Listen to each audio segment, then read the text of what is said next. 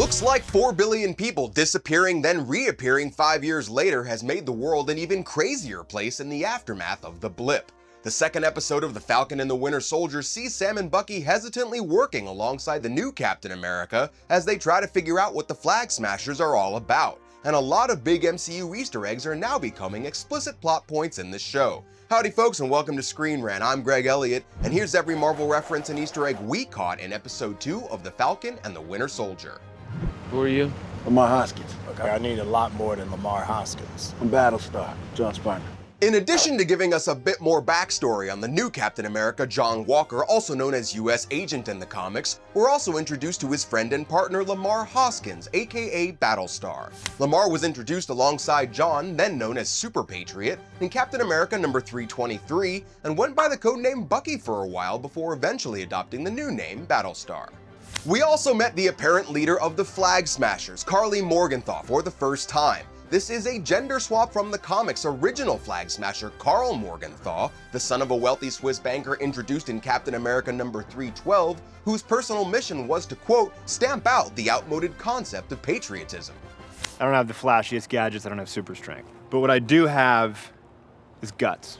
Look closely while John Walker is making his first entrance and you'll see a new Captain America action figure, which we wouldn't be surprised if it somehow made its way for sale in the real world too. There's an amusing nod to Gandalf, which means pre-war Bucky must have somehow gotten his hands on one of the only 1,500 copies of The Hobbit released in 1937, and they thankfully cleared up the much-needed distinction between wizard and sorcerer for us too.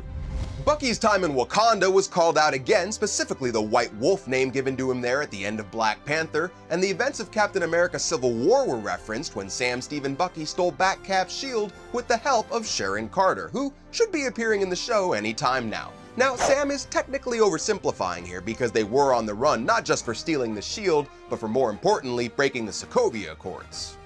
Hey, it's Black Falcon! Because I'm black and I'm the Falcon? So are you, like, black kid? The show had a clever call-out to the way comics just used to add black in front of superhero names, like Marvel did with Isaiah Bradley, otherwise known as, well, the Black Captain America. In the comics, Isaiah was one of the few men to survive Project Rebirth, the earliest version of the Weapon X program, who during World War II was court-martialed and placed in solitary confinement for decades after daring to wear Captain America's suit. They've bumped his timeline to the Korean War now and set up a history with Bucky, and by also introducing his grandson have now set up Elijah Bradley, who becomes Patriot in the comics, one of the Young Avengers. And considering the way everything's connected in the MCU these days, it's very likely not the last that we've seen of him. They found us. How much time do we have? None. It's the power brokers, man. The show implies that the Flag Smashers stole their super soldier serum from someone known as the Power Broker. In the comics, Power Broker Inc. was a shady organization dedicated to creating superhumans, and 2 people have gone by the name Power Broker, businessman Curtis Jackson and scientist Carl Malice, the guy who experimented on Joaquin Torres, turning him into the bird-human hybrid who later went on to become the second Falcon. It looks like Sam and Bucky will be turning to their old enemy Zemo for his knowledge of Hydra, who's still in prison following the events of Captain America Civil War, and hey, there's even a little Star Wars nod in there, with Zemo's jail cell number 2187 being the same as Princess Leia's cell from A New Hope. Here it is, 2187. You go and get her. I'll hold him here.